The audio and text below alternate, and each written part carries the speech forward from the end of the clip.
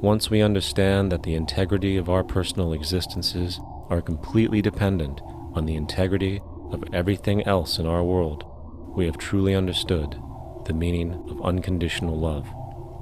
For love is extensionality, and seeing everything as you and you as everything can have no conditionalities.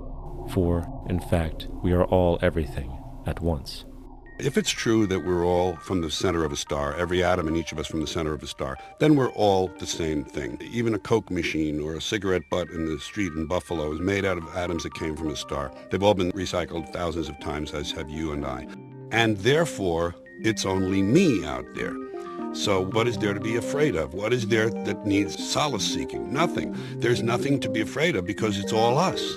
The trouble is we have been separated by being born and given a name and an identity and being individuated. We've been separated from the oneness, and that's what religion exploits, that people have this yearning to be part of the overall one again. So they exploit that. They call it God. They say he has rules. And I think it's cruel. I think you can do it absent religion.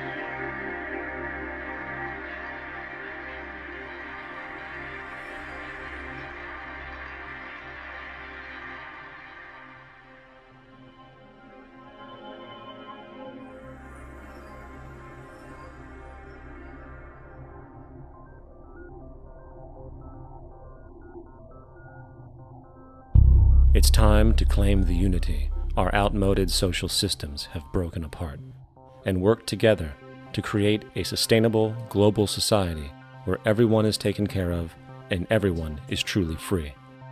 Your personal beliefs, whatever they may be, are meaningless when it comes to the necessities of life. Every human being is born naked, needing warmth, food, water, shelter. Everything else is auxiliary. Therefore, the most important issue at hand is the intelligent management of the Earth's resources. This can never be accomplished in a monetary system, for the pursuit of profit is the pursuit of self-interest, and therefore imbalance is inherent.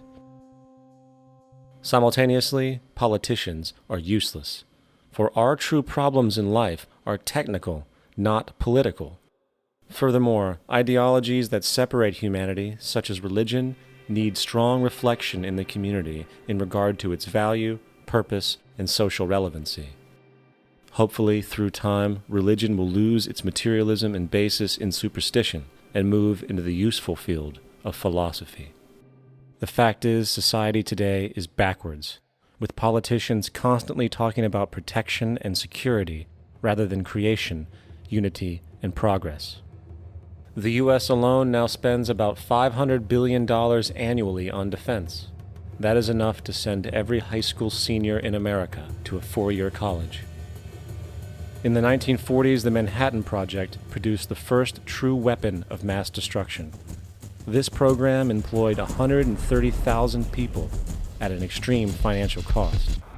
Imagine what our life would be like today if that group of scientists, instead of working on a way of killing people, worked on a way to create a self-sustaining, abundant world. Life today would be very, very different if that was their goal. Instead of weapons of mass destruction, it is time to unleash something much more powerful. Weapons of mass creation. Our true divinity is in our ability to create, and armed with the understanding of the symbiotic connections of life, while being guided by the emergent nature of reality, there is nothing we cannot do or accomplish. Of course, we face strong barriers in the form of established power structures that refuse to change. At the heart of these structures is the monetary system. As explained earlier, the fractional reserve policy is a form of slavery through debt, where it is literally impossible for society to be free. In turn, free market capitalism in the form of free trade uses debt to imprison the world and manipulate countries into subservience, to a handful of large business and political powers. Apart from these obvious amoralities, the system itself is based on competition, which immediately destroys the possibility of large-scale collaborations for the common good, hence paralyzing any attempt at true global sustainability. These financial and corporate structures are now obsolete, and they must be outgrown. Of course, we cannot be naive enough to think that the business and financial elite are going to subscribe to this idea, for they will lose power and control. Therefore, peaceful yet highly strategic action must be taken. The most powerful course of action is simple. We have to alter our behavior to force the power structure to the will of the people. We must stop supporting the system. The only way the establishment will change is by our refusal to participate, while continuously acknowledging its endless flaws and corruptions.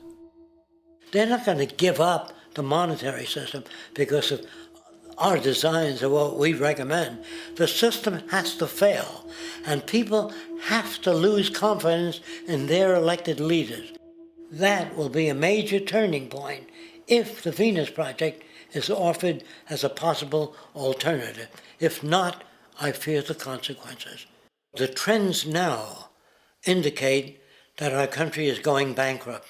The probability is our country will move toward a military dictatorship to prevent riots and complete social breakdown.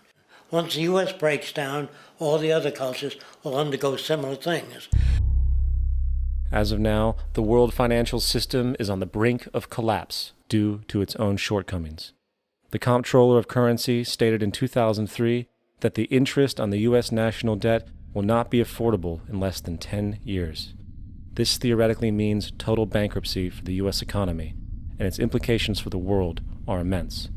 In turn, the fractional reserve-based monetary system is reaching its theoretical limits of expansion, and the banking failures you are seeing are just the beginning.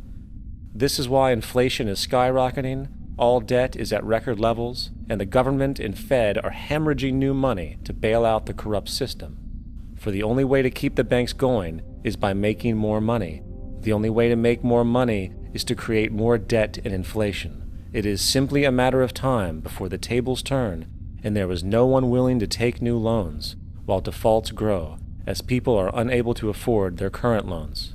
Then the expansion of money will stop, and contraction will begin on a scale never before seen, ending a century-long pyramid scheme. This has already begun. Therefore, we need to expose this financial failure for what it is, using this weakness to our advantage. Here are some suggestions. Expose the banking fraud.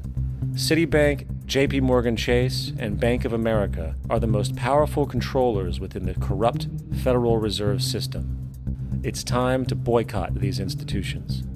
If you have a bank account or a credit card with any of them, move your money to another bank. If you have a mortgage, refinance with another bank.